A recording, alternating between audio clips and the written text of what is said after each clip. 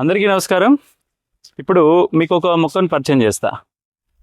చిన్న పిల్లలకి సోమిడి తగిలింది అంటారు. సోమిడి తగిలింది అంటే వాళ్ళు ఏం చేస్తారంటే కాలు మీద కాలే ఇట్లా క్రాస్ పెట్టేసి వాళ్ళకి నీల విరోచనాలు, అదేవిధంగా అంతా కూడా పచ్చగా పోతూ ఉంటుంది.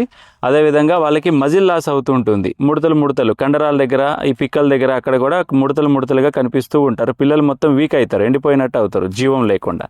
అలాంటి పిల్లలకి ఈ చెట్టు సోమిడి చెట్టు, ఈ సోమిడి చెట్టుని మనము ఈ బెరడుని సేకరించుకొని ఎండబెట్టుకొని ఆ బెరడుని మనకు కావాల్సినప్పుడల్లా నీళ్ళలో వేసి కషాయం కాచి ఆ కషాయంతో వాళ్ళకి తలస్థానం చేపించినట్లయితే అసలు వాళ్ళకి ఆ సోమిడి అనే ఒక డిసీజ్ నుంచి పిల్లలు బయటపడటమే కాకుండా మళ్ళీ హెల్దీగా జీవం వచ్చే విధంగా కూడా అవుతుంది. మంచిగా తింటారు, మంచిగా ఉంటారు. అంతటి గొప్ప మహత్వం ఉన్నటువంటి సోమిడి చెట్టు.